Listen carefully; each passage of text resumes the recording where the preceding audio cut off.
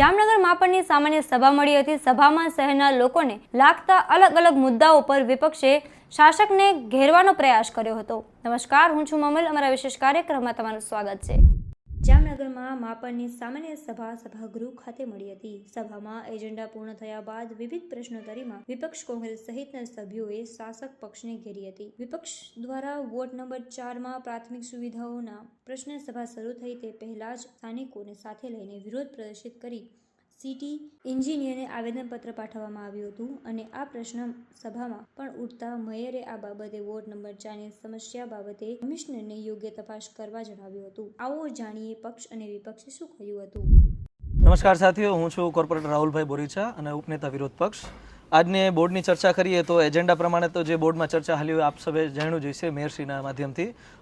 એ સિવાયની પ્રશ્નોત્તરી બાબતે મારા સાથી સભ્ય વિરોધ પક્ષમાંથી ઘણી બધી પ્રશ્નો આવેલા હતા, જેમાં જેનબબેન ખફીએ આખા જામનગર વિસ્તારમાં ચાલતા ડોર ટુ ડોર કચરાની બાબતમાં થતી અસગવડતા જે હાલાકી ભોગવવી પડતી હોય છે પબ્લિકને, એ બાબતે ચર્ચા કરી, બરાબર છે। સાથોસાથ મારા સાથી કોર્પોરેટર રચનાબેન નંદાણીએ રજૂઆત કરી છે કે ભાઈ એમના વિસ્તારમાં ઘણી બધી જગ્યાએ નદીના પુલની બધી આવશ્યકતાઓ છે અને બાળકોને શિક્ષણ માટે થઈને ન લેવા પડે એવા રસ્તા તરફથી જવું પડતું હોય છે।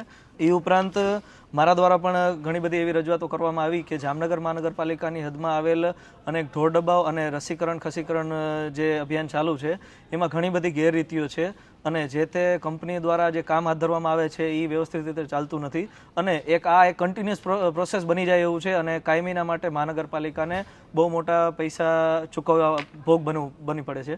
સાથોસાથ બહુ મોટું એક ગેરરીતિ મેં જાહેર કરી છે કે જામનગર મહાનગરપાલિકા દ્વારા સંચાલિત જે સ્કૂલો છે એમાં પટાવાળા તરીકેની કોઈ પોસ્ટ રહેતી જ નથી અને તેમ છતાંય ગુજરાત સરકારના ગાઈડલાઇન્સ વિરુદ્ધ જઈને જામનગર મહાનગરપાલિકાની શિક્ષણ સમિતિના સભ્યો અને ચેરમેનો દ્વારા આ વસ્તુની પટાવાળાઓની ભરતી કરેલી છે અને એમને પગાર પણ અનેક વાર ચૂકવેલો છે અને જે બધો બોજો અલ્ટિમેટલી જામનગર મહાનગરપાલિકાની જનતા ઉપર જ આવે છે અને આ બોજાની અંદાજિત રકમ 12 કરોડથી વધારે થાય છે। રકમ તો અંદાજિત 45 કરોડથી ઉપર હતી પણ જે તે ફરિયાદી દ્વારા નેગોશિએટ કર્યા પછી આ રકમ 12 કરોડ ઉપર આવીને ઊભી રહી છે, જે બધો જ બોજો જામનગર મહાનગરપાલિકાની પ્રજા ઉપર આવશે।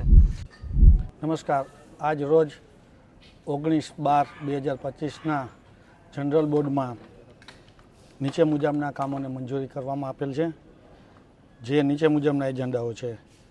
17/10/2025ને મિનિટ્સને બહાલી આપવામાં આવેલી છે।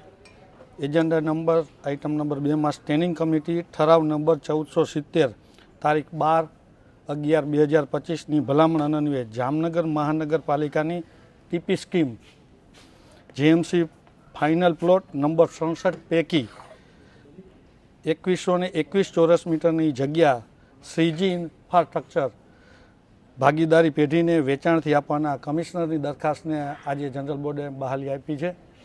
એજન્ડા આઇટમ નંબર 3 જામનગર મહાનગરપાલિકાની આખરી ટીપી સ્કીમ નંબર 2 ને ગુજરાત નગર રચના અને શહેરી વિકાસ અધિનિયમ મુજબ 1976ની કલમ 71 અંતર્ગત યોજનાને સેકન્ડ વેરિટ દ્વિતીય ફેરફાર કરવા અંગે ટાઉન પ્લાનિંગ અને માર્કેટિંગ કમિટીના ઠરાવને પણ બહાલી આપવામાં આવેલી છે। એજન્ડા આઇટમ નંબર 4માં સ્ટેન્ડિંગ કમિટીના ઠરાવ નંબર 1540 તારીખ 11/12/2025ની ભલામણ અન્વયે જનરલ બોર્ડના ઠરાવ નંબર 46 25/1/2024થી 15 જગ્યા મંજૂર કરવામાં આવેલ હતી, જેમાં આજરોજ ખાતાની દરખાસ્ત કમિશનરની દરખાસ્તને અનુને 5 જગ્યાનો વધારો કરી વોટર વર્ક સબ ઇન્સ્પેક્ટરની ટોટલ 15 જગ્યા હતી અને 20 જગ્યા કરવામાં બહાલી આપવામાં આવેલ છે। એજન્ડા આઇટમ નંબર 5માં સ્ટેન્ડિંગ કમિટીના ઠરાવ નંબર 620 11/7/2024ની ભલામણ અન્વયે સેક્રેટરીની જગ્યાને ચાર્જને બહાલી આપવામાં આવેલી છે અને તમામ સભ્યોના પ્રશ્નોત્તરી જે હતા એના સુખાકારી જવાબ આપેલા છે અને આ બોર્ડ પૂર્ણ થયેલ છે। આ ઘટના અંગે આપ શું વિચારો છો? કોમેન્ટ કરીને કોમેન્ટ બોક્સમાં જરૂરથી જણાવજો। અત્યાર માટે બસ આટલું જ। નમસ્કાર।